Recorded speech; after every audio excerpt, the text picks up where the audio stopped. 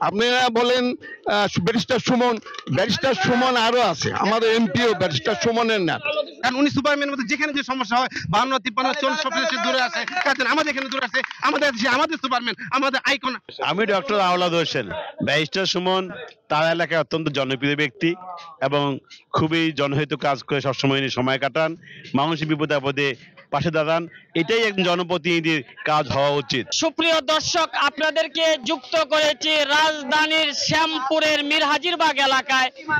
আজকে আপনারা এখানে দেখতে পাচ্ছেন ঢাকা 4 আসনের মাননীয় সাংসদ ডক্টর আওলাদ হোসেন এমপি, তিনি 51 নং ওয়ার্ডের মিরহাজিরবাগ এলাকায় এসেছেন। তিনি সশরীরে নিজে উপস্থিত হয়ে কিন্তু উন্নয়নের কাজ করছেন। এই যে জলাবদ্ধতা সৃষ্টি হচ্ছে প্রতিটি এলাকায়, সেই জলাবদ্ধতা নিরসনে তিনি নিজে এখানে এসেছেন। আমরা তার কথা শুনবো এবং তার বক্তব্য আপনাদের সামনে তুলে ধরবো। দর্শক, আপনারা আমাদের সাথেই থাকুন। আমি চাচ্ছি যে এই ডুবুই এখানে মাটি তুলবে, আমার পায়ে পানি আছে, এই পানিও শেষ হয়ে যাবে, ততক্ষণ আমি এখানে থাকবো ইনশাআল্লাহ। দীর্ঘদিনের এই সমস্যার সমাধানে এমপি সাহেব মহোদয় নিজে তদারকির জন্য আসছে এবং মেন হলের ভিতরে নিজে পাড়া দিয়ে দেখেছে যে এখানে অনেক মাটি জমা আছে, বালু জমা আছে, পানি সরার মতো কোনো অবস্থা না। এমপি মহোদয় এসে সরাসরি দেখলো, এই কাজের তদারকি করতেছে এবং কাজ যাতে পরিপূর্ণ ভালোভাবে হয় সেই ব্যবস্থা তিনি নিচ্ছেন এবং তিনি হুকুম করে গেছেন সকলকে ঠিকাদারদের বলে দিয়ে গেছে কাজ যেন কোনো গাফিলতি না হয়। আর আমরা গর্বিত আমাদের এরকম সহৃদয়বান এমপি মহোদয়কে পেয়ে, আমরা ঢাকার চারপাশে গর্বিত। সরাসরি এসে যে কাজ করতেছে, এটা অতীতে কখনো কোনো এমপি মহোদয় কাজ করে নাই। এটা আমাদের সৌভাগ্য, আমাদের ভাগ্য যে আমরা এই ধরনের এমপি মহোদয় পেয়েছি। আপনারা বলেন ব্যারিস্টার সুমন আরো আছে, আমাদের এমপিও ব্যারিস্টার সুমনের না, ডক্টর আওলাদ হোসেন তার মধ্যে একজন, এবং সে স্বতন্ত্র দাঁড়ায় বিপুল ভোটে এমপি নির্বাচিত হয়েছেন। জনপ্রিয়তা আছে তো বলেই তো, জনপ্রিয়তা না থাকলে তার সম্ভব ছিল না, কারণ সরকারি দলের এমপির বিরুদ্ধে স্বতন্ত্র দ্বারা সে এমপি নির্বাচিত হয়েছে এবং তার জনপ্রিয়তা আরো বৃদ্ধি পাবে। আশা করি আগামীতে সে আবার নির্বাচিত হবে, আমরা সেটা কামনা করি। যে আমাদের কাছে মনে হয়েছে যে আপনার সুমন বলতে বেশি সুমন, আমাদের এমপি মহোদয় সুমনের যে কোনো অংশ কম না, বেশি, কারণ উনি সুপারম্যানের মধ্যে যেখানে যে সমস্যা হয় 52, 53, 40 সব দেশে দূরে আছে, কারণ আমাদের এখানে দূরে আছে, আমাদের দেশে আমাদের সুপারম্যান, আমাদের আইকন, আমাদের দেশের প্রতিনির্দেশক, এবং আমরা অতীত ভবিষ্যতে যতদিন সে বেঁচে থাকবে আশা করি আমরা তাকে এমপি হিসাবে দেখতে চাই এবং সামনে ভবিষ্যতে মন্ত্রী হিসেবে তাকে দেখতে চাই ইনশাআল্লাহ। এই আশা ব্যক্ত করি সবার কাছে। সরেজমিনে এসে যে দেখলাম সেটা হলো ম্যানহোলের ভিতরে যে মোটা পাইপ, সেই পাইপের ভিতরে বালু ভর্তি। আমি নিজে এখানে নামায় দেখছি, এই যে বালি, এক হাঁটুও পানি নাই। আমি নিজে দাঁড়াইছিলাম, আমি দাঁড়ায় থাকতে পারছি, কোনো সমস্যা হয় নাই। মানে এত শক্ত বালি জমা হয়েছে।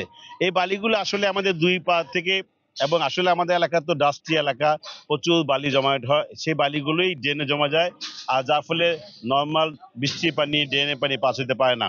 তো আমরা সিটি কর্পোরেশনে আমরা ইনফরমেশন দিয়েছি, বৃষ্টির পরে এখানে পানি জমাট বাঁধার পরে সিটি কর্পোরেশনের জানানোর পরে ওনারা এই ঠিকাদারকে পাঠিয়েছেন, ঠিকাদার কাজ শুরু করেছে, ড্রেন পরিষ্কার এবং ম্যানহোল পরিষ্কার, এবং ডুবুরিরাও এখানে আসছে, ওনারা নিজেরা পানিতে এদের ভিতরে ঢুকে বালি তুলে এবং ওই ম্যানহোল থেকে এই ম্যানহোলের মাঝখানে পরিষ্কার করে দেবে। আমার মনে আশা করি যে এইটা পরিষ্কার হলে আর জলাবদ্ধ থাকবে না।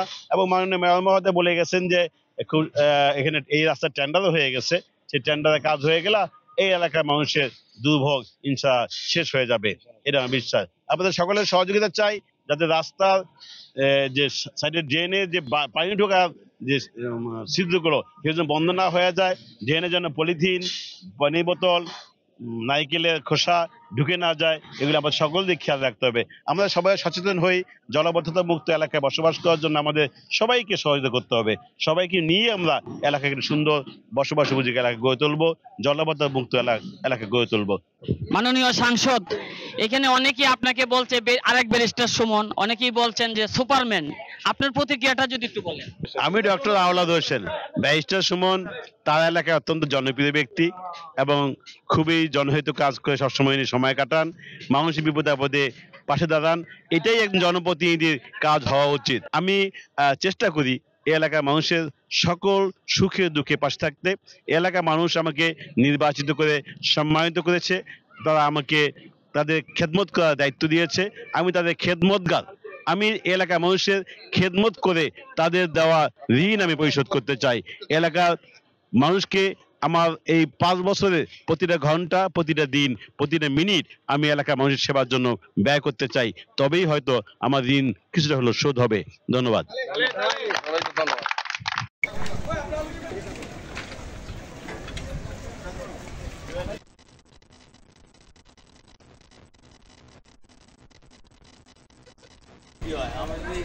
আমি